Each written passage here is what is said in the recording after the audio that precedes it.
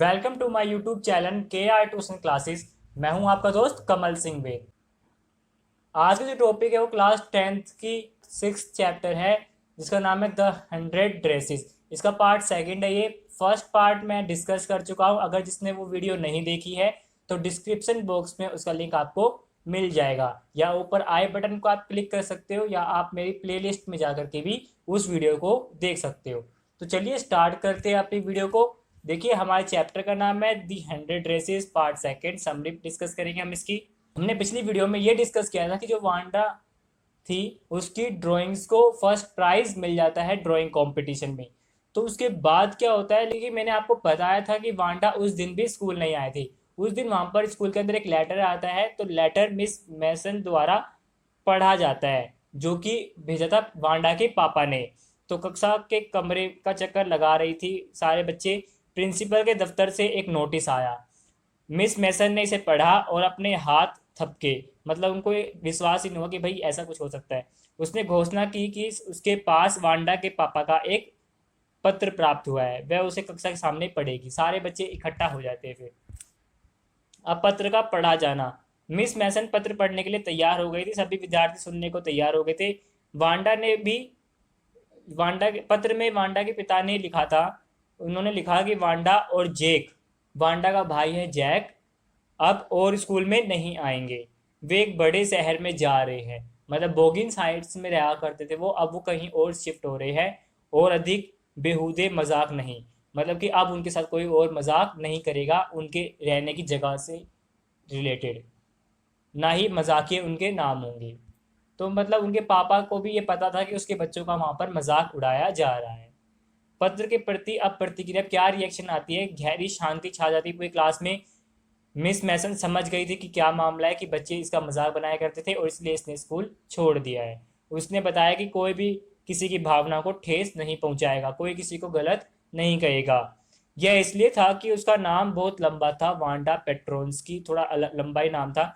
जो कुछ हुआ था वह बहुत ही बुरा हुआ था, क्योंकि उस लड़की को अपना स्कूल भी छोड़ना पड़ा और कहीं दूर रहना पड़ा, शिफ्ट होना पड़ा। उसने उन्हें उसके बारे में सोचने के लिए कहा कि भाई इसके बारे में सोचो, वांडा कहाँ रहती है, उसे माफ़ी मांगो। व्यक्तिगत स्तर पर अब मैडी की प्रतिक्रिया कि क्या रिएक्शन दिखाती है मैडी इसके ऊपर। मैडी पहले पीरियड में भी अपने मन को काम पर नहीं लगा पा रही थी। यह सच था, उसे कभी पैगी के द्वारा वांडा को 100 पोशाकों के बारे में पूछना कभी भी अच्छा नहीं लगता था। ये मैंने आपको पिछली वीडियो में भी बताया था।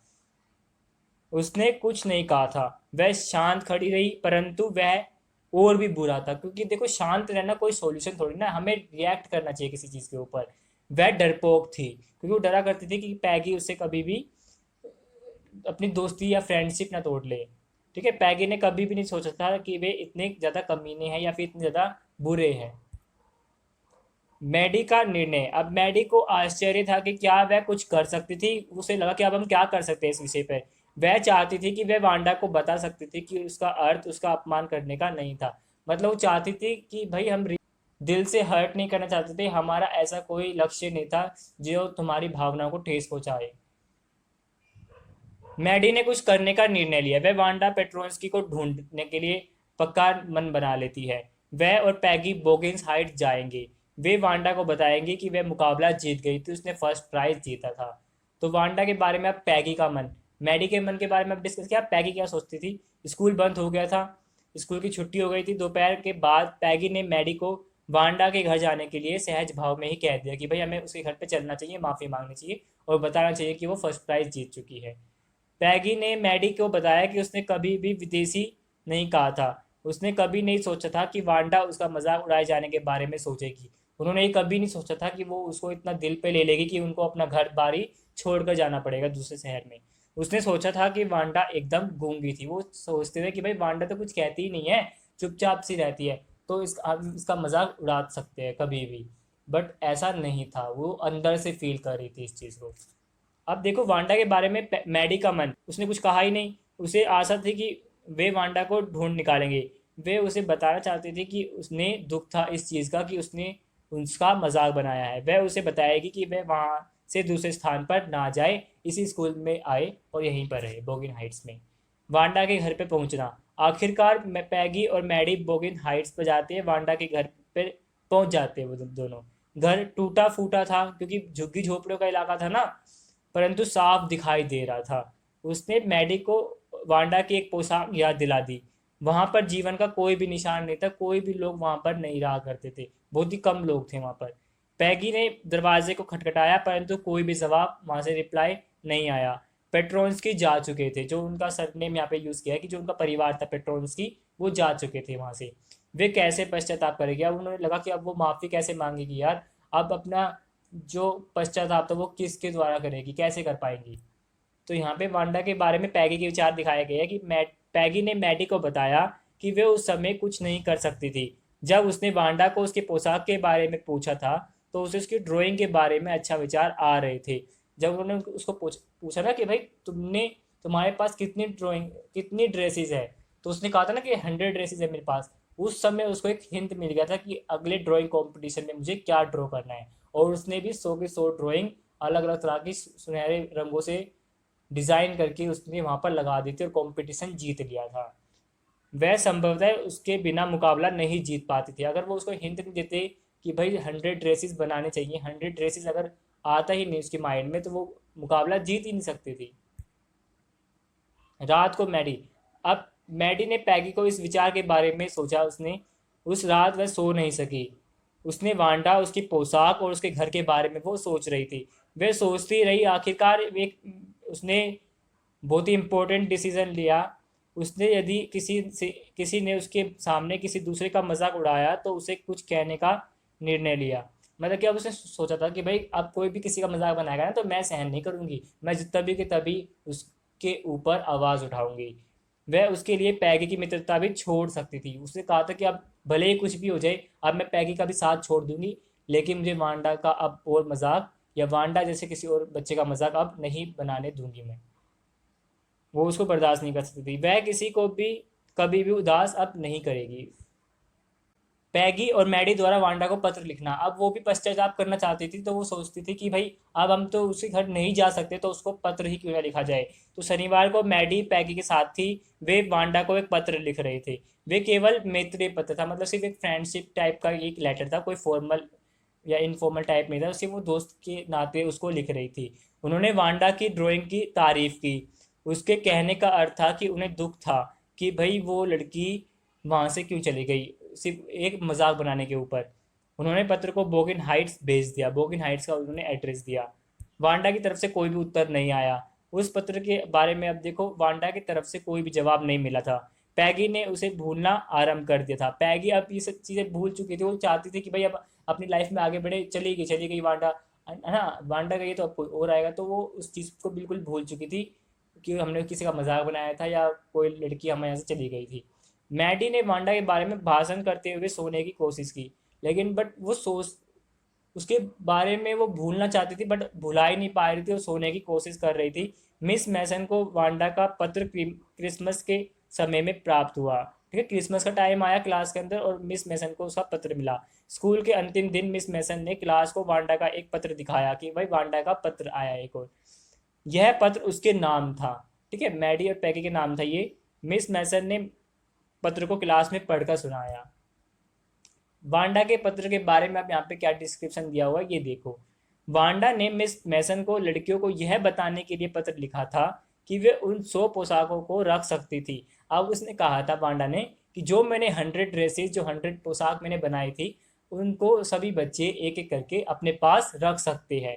उसके नए घर में उसके पास 100 नई पोशाकें। अब उसके असली घर में उसके पास वास्तव में रियलिटी में 100 ड्रेसेस है उसके पास। वह चाहती थी कि पैगी लाल सजावटी वाली हरी पोशाक की ड्राइंग रखे। उसने स्पेशली ये मेंशन किया था कि पैगी को कौन सी ड्रेस देनी है, हरे रंग की। मैडी नीले वाली पोशाक रख सकती थी। उसने मैडी को भी स्पेशल पॉइंट कर रखा था कि ये ड्राइंग रख सकती है। उसने सभी को क्रिसमस की शुभकामनाएं दी। उसने कहा कि भाई क्रिसमस सभी को मुबारक हो।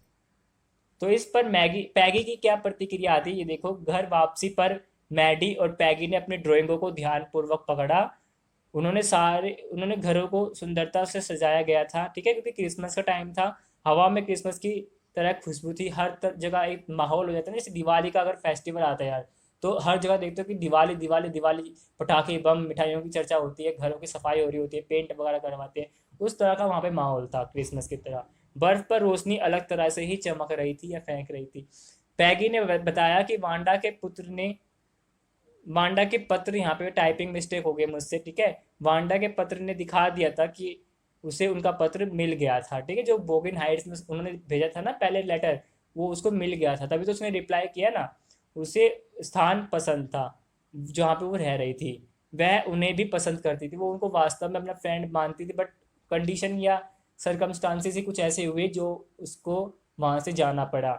उसका वह दिखाने का अलग तरीका था, ठीक है। वो उनको पसंद करती थी, लेकिन उसने देखो अलग ही टाइप से उसे शो कर दिया। उसने अपनी ड्रेसेस भी, जो उसकी फेवरेट ड्राइंग्स थी, जो उसने अच्छी मेहनत से बनाई थी, उनको भी अलग अलग स्पेशलाइज तरीके से उनको दे दिया था।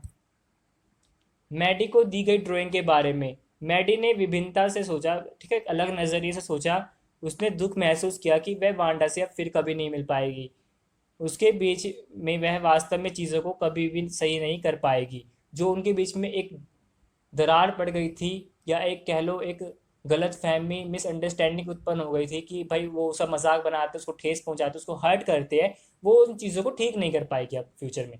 तो उसने बेडरूम में ड्राइंग टांग दी, उसने उस पर देखा और कुछ नहीं कहा। उसने महसूस किया कि वांडा उसके प्रति ठीक थी, मतलब उसका जो नज़रिया था वो उसके प्रति ठीक था।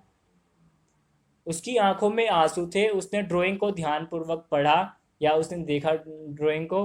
उसने ड्राइंग का चेहरा और सिर देखा। यह उसके अपने सिर और मुंह की तरह दिखाई दिया था, मतलब कि उसने ड्राइंग भी उन्हीं की बनाई थी। वांडा ने उसे इसके लिए चित्रित किया था। यह सब सुनाने के लिए पैगी की तरफ वो दौड़ कर चली गई। मैडी और पैगी एक साथ। मैडी ने पैगी को बताया कि वांडा ने ड्राइंग उनके लिए बनाई थी, जो उसके अंदर जो लड़कियां बनाई गई है वो भी उन्हीं की शक्ल वाली लड़कियां हैं। वास्तव में उसने अपने ड्राइंगों को इन दोनों को चित्रित किया था। पैगी ने मैडी को बताया कि उसने यह नहीं किया था कि वांडा ने किसी भी प्रकार से उन्हें पसंद किया था।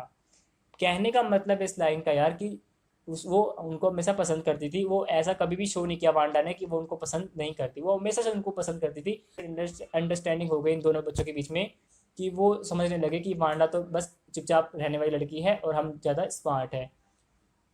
मैडी भी राजी हो जाती है इससे। उसकी आंखों में आंसू थे जब उसने हंसती लड़कियों को देखते हुए वांडा के बारे में सोचा। वहां पर वे 100 के बराबर थी, मतलब कि वहां पे वो जो उसकी हंसी थी वो उन 100 बच्चों के ड्राइंग्स में नजर आ रही थी, ठीक है।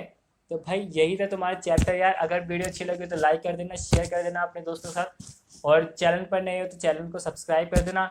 मिलेंगे आपसे नेक्स्ट वीडियो में। Till then bye bye.